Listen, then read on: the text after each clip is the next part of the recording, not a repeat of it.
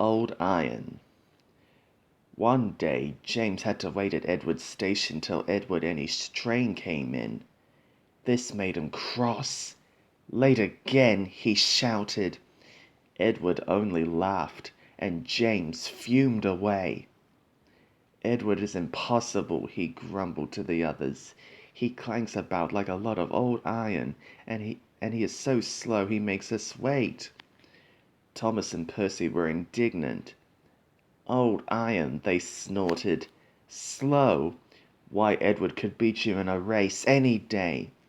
Really, said James huffily, I should like to see him do it. One day, James's driver did not feel well when he came to work. I'll manage, he said, but when they reached the top of Gordon's Hill, he could hardly stand.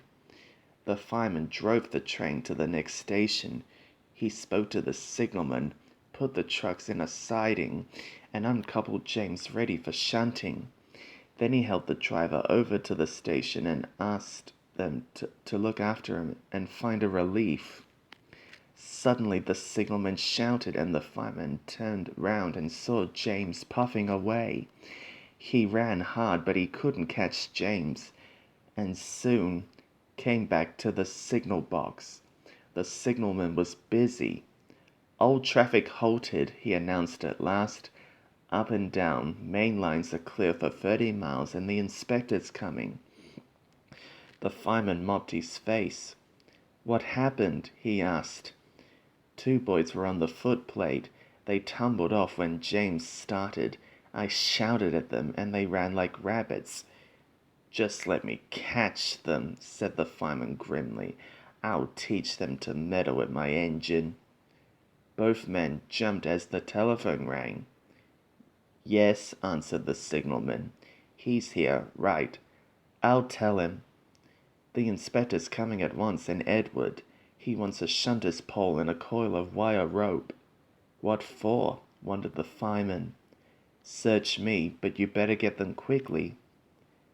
The fireman was ready and waiting when Edward arrived. The inspector sold the pole and the rope.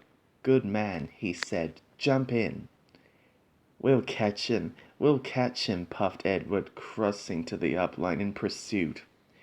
James was laughing as he left the yard. What a lark, he chuckled to himself. Presently he missed his driver's hand on the regulator, and then he realized there was no one in his cab. What shall I do? He wailed. I can't stop. Help! Help! We're coming! We're coming! Edward was panting up behind with every ounce of steam he had. With a great effort he caught up and crept alongside, slowly gaining till his smokebox was level with James's buffer beam. Steady, Edward. The inspector stood on Edward's front, holding a noose of rope in the crook of the shunter's pole. He was trying to slip it over James's buffer. The engine swayed and lurched.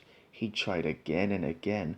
More than once he nearly fell, but just saved himself. At last! Got him! He shouted. He pulled the noose tight and came back to the cab safely, gently braking so as not to snap the rope. Edward's driver checked the engine's speed, and James's fireman scrambled across and took control. The engines puffed back side by side. So the old iron caught you after all, chuckled Edward. I'm sorry, whispered James. Thank you for saving me. That's all right. You were splendid, Edward. The fat controller was waiting and thanking the man warmly. A fine piece of work, he said. James, you can rest and then take your train. I'm proud of you, Edward. You shall go to the works and have your warm parts mended. Oh, thank you, sir, said Edward happily. It'll be lovely not to clank. The two naughty boys were soon caught by the police, and their fathers walloped them soundly. They were also forbidden to watch trains till they could be trusted. James's driver soon got well in hospital and is now back at work. James missed him very much, but he missed Edward more. And you will be glad to know that when Edward came home the other day, James and all the other engines gave him a tremendous welcome. The Fat Controller thinks he will be deaf for weeks.